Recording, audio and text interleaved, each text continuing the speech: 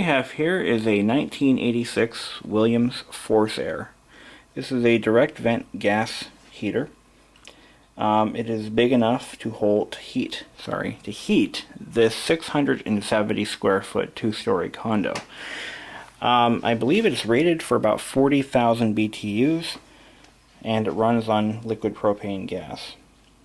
Now the condo association has a tank that is buried on the property, on the other side of the property, and each unit is fed by a cast iron gas line. Originally, the gas lines ran under the decks, but they had to decommission that whole line, and instead of pulling the decks apart, they just left it all there, and then they ran lines on the outside of the building along the siding. It's kind of hideous if you ask me, but at least they painted it. So anyway, being a 1986 model, this is the original furnace to this condo, and I'm finding that my neighbors are replacing these units quite often. It seems like every year 2 or 3 of these units gets replaced. Mine still works because I take care of it, and I know how to keep it running. I know how to keep it running because my father has spent many years keeping our heating systems in top-notch condition, and I've learned a lot from him. The cool thing about these LPG units is that they're very easy to maintain.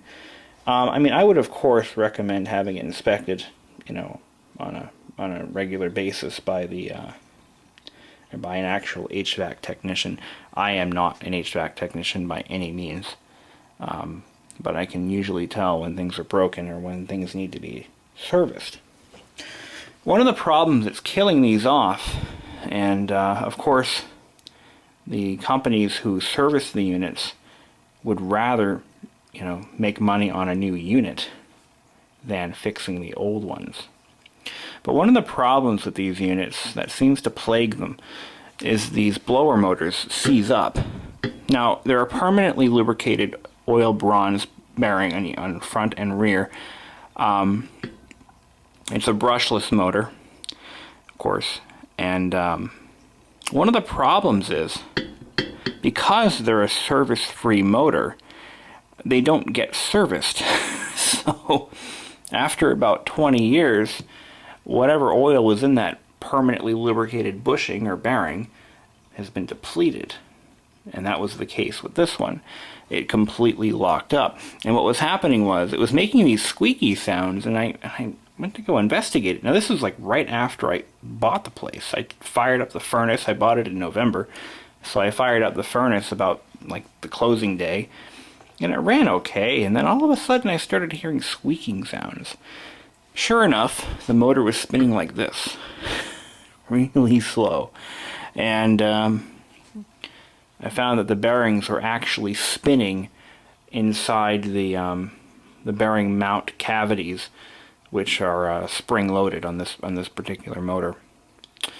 The motor itself is like a no-name.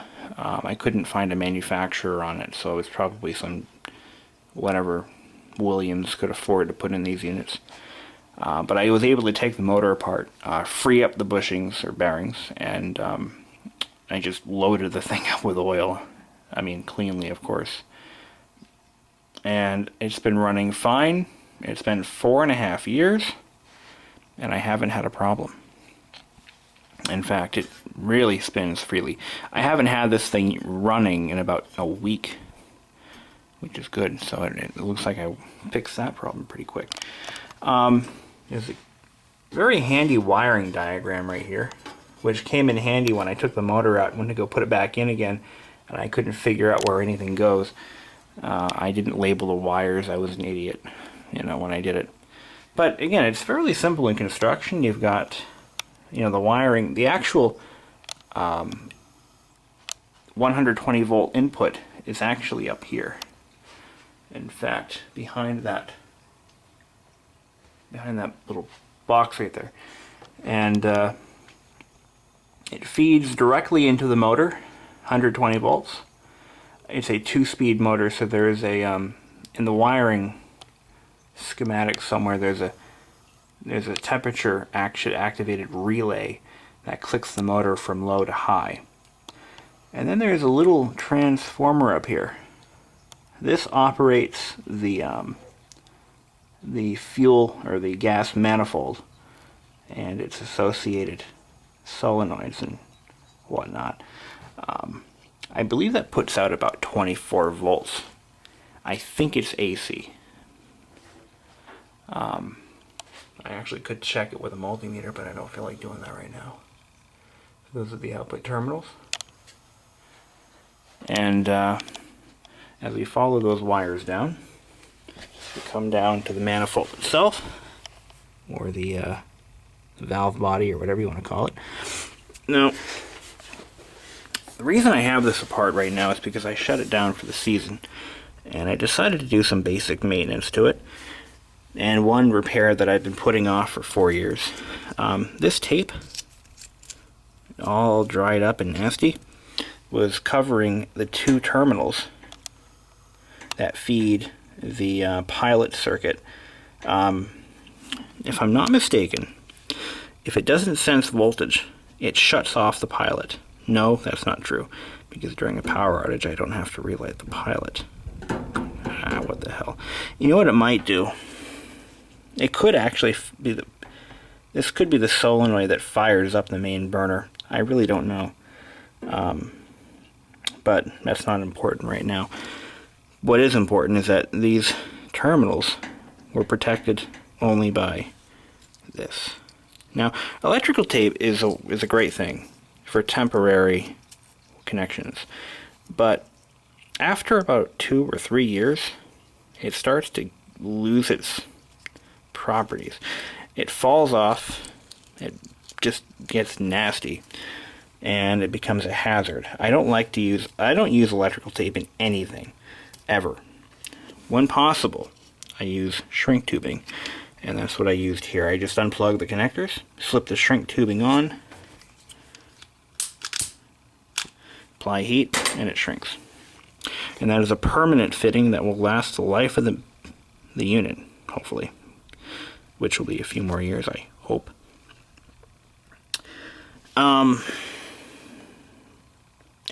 This particular unit is actually fitted with a Robert Shaw 7000 AEB something, and luckily the original owner to this condo kept all of the owner's manuals for every appliance that was installed. And I actually have them. I even have the manual for my water heater, which is pretty cool. But anyway, so one thing that threw me off when I moved in was that I didn't realize it, but this unit is installed upside down. Yeah. So on is off and off is on. That's what really threw me off. But here we have, I'm going to flip this around. You can see clearly that the control knob is set to off. I just turned it off. And then over here we have a control for the output rating, high or low.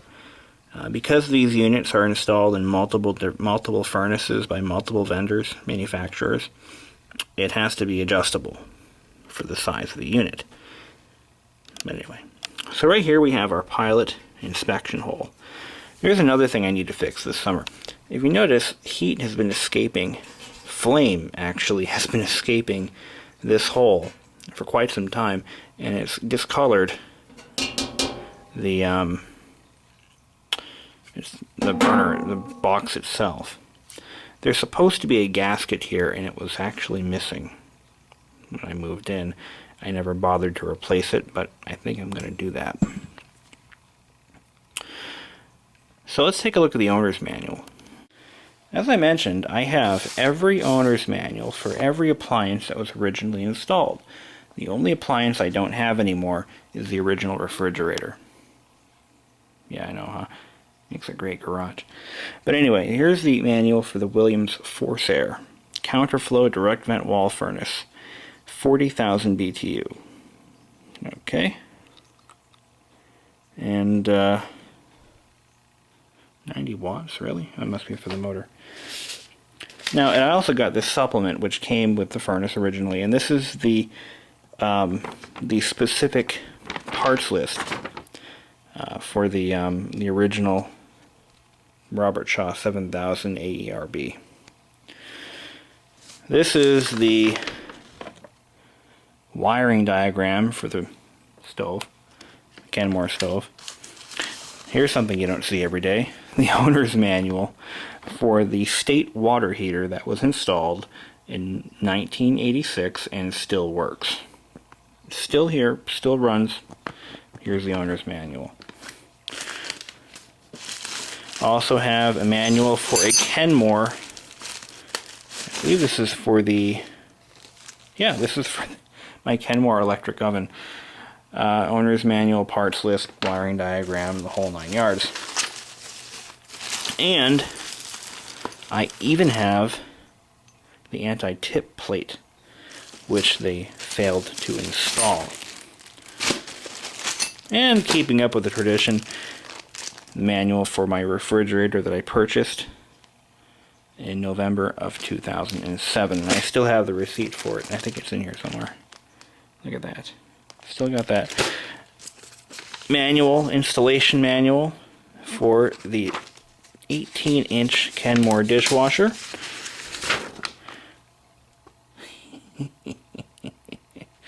Still got it. And the Cascade Save 35-cent coupons. No expiration date. One of these days I'm going to actually use one of these. 10/1 of 83. It's older than the house, but I guess they must have obviously when they build these places they use sometimes they use older appliances, whatever they can get for the price or whatever. But yeah, look at that. Still here, still got it. It's all there. Alright, enough of that. So here's my Williams Forsaire owner's manual. It gives me all of the installation specs and parameters and sizes and information on the various burners that were installed. I've got the Robert Shaw one, which of course I got the supplement for. Great. Okay, now what I'm going to do, just for the sake of this video, I'm going to go ahead and relight the pilot. It's really awkward to get in here. Okay, so this is a procedure that I hate doing because it's a lot of work. And it uses up a lot of lighter fluid. But we're gonna, well, there actually was a little fork you could stick a match into it, but that's a pain in the neck. So what we have to do is set this knob to pilot. Actually, I think that's it right there. And when you push this in, you can hear the gas running. And I can smell it now. So it's a two-handed operation. You have to push in the... I'm going to push it in with my toe. You have to push in the pilot ignition button there. Oh, for God's sake. There we go.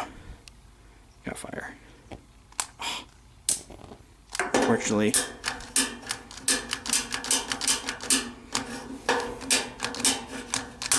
it's too windy outside. Ah. Alright, that didn't work. Alright, let's try this again. I have another lighter that usually works pretty well. But the problem with this is you have to do two things at once. You have to not only get the damn thing lit, you've got to hold that button in without it going out. And you can only do this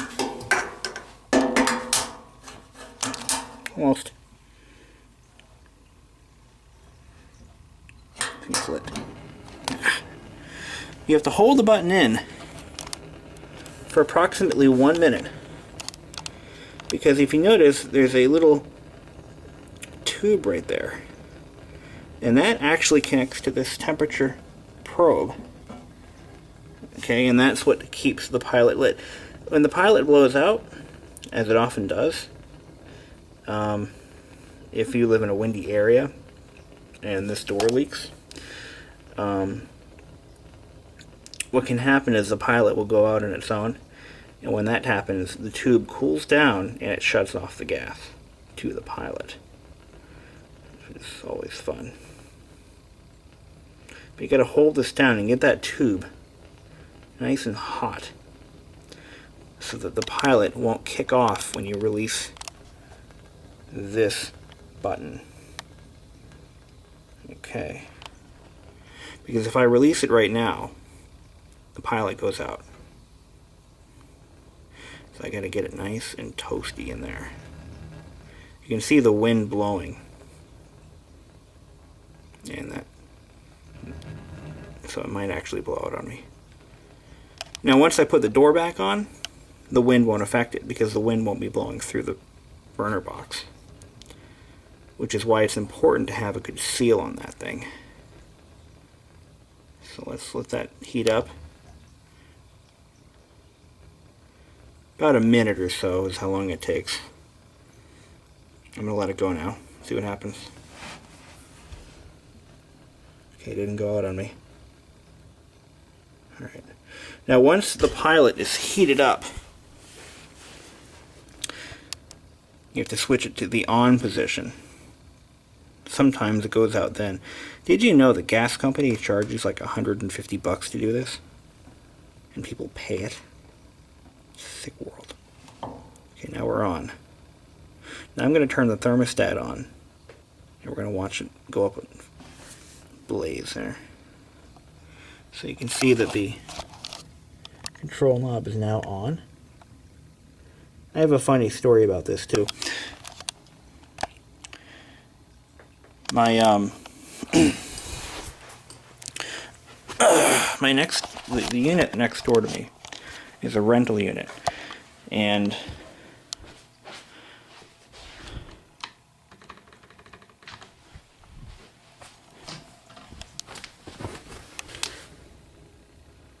oh, I have it turned off. Hold on just a second.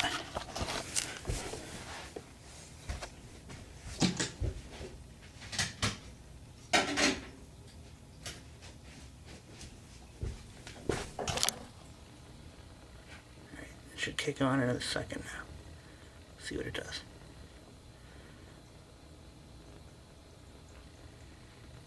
I didn't hear it go click. Why the hell not?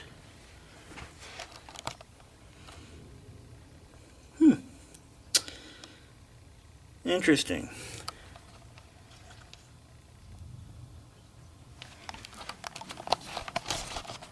Let's see if that thing's working. Oh dear. Alright, let's turn it back up again.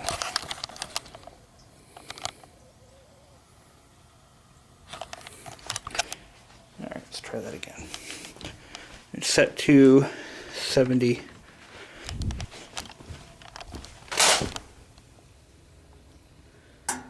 There we go. Main gas valve turned on. Burner lights. Good. And now, looks like a good flame too. You want to make sure there's no orange in the flame. That would indicate a problem with the air mixture. But it looks like it's working okay. So I'm going to put this door back on so that it doesn't blow out on me. And I'm going to make sure that I get that fixed this summer. I'm going to leave the pilot, I'm going to leave it on for another week or two. Just because I want to, it's going to get cold. And then you hear that thunking sound. That's the box heating up. And once it reaches temperature up here, the fan will kick on.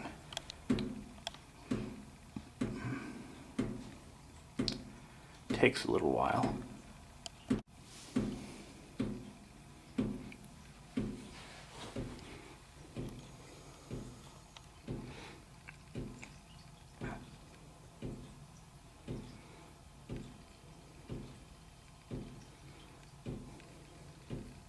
Yeah. So anyway, the unit next to me had the exact same furnace.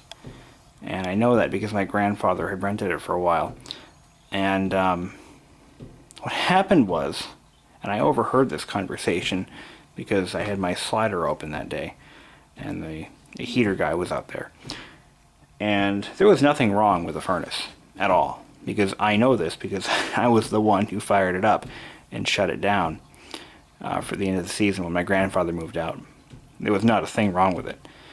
And I overheard the guy tell the tenant that she needed a new furnace.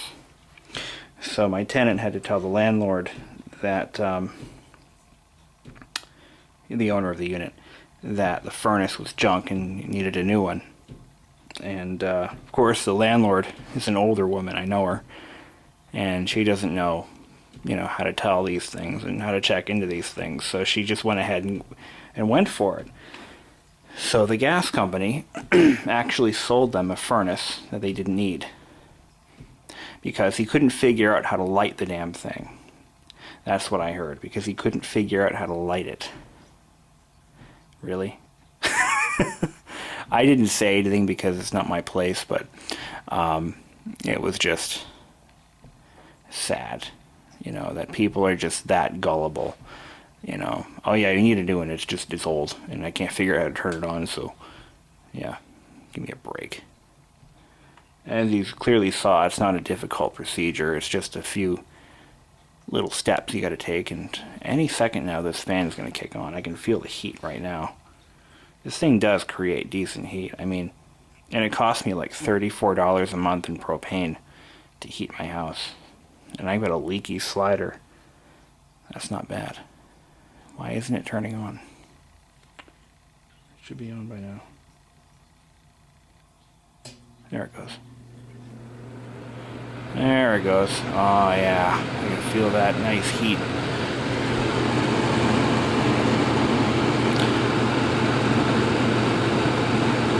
It looks like it skipped the low speed though. It went right to high. That might be a problem.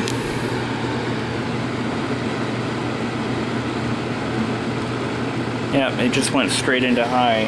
So there might be an issue with the relay that runs it. But it works.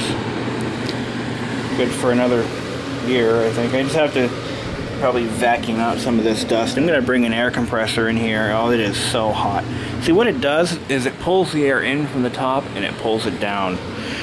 And it blows it. All the hot air comes out the bottom.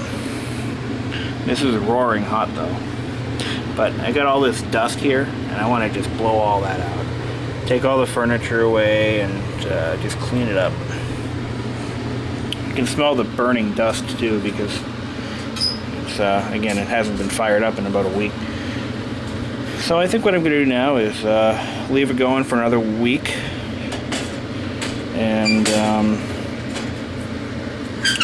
that should take care of it. After that, we'll shut her down, do a full cleaning. Of course, things would change if I smelled gas or anything like that, and I don't. Gotta line that up. And there she goes. Still has all the original warning labels. And this is the only scratch in the unit anywhere. That's the only scratch I could find. It also has these little knockout plates. You can add vents on the side if you want to. It's pretty cool. Sadly, the Williams company is no longer in business. This damn thing in focus. Either it's Williams or Williamson. I think Williams is also gone. I know Williamson is. My parents have a Williamson forced hot air furnace in their house, and its companies are no longer in business. But we're gonna shut this thing off because there's no need to have it running right now. So turn that off.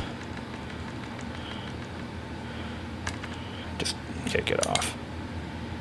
And now it's gonna kick off the main burner, and it'll cool off on its own.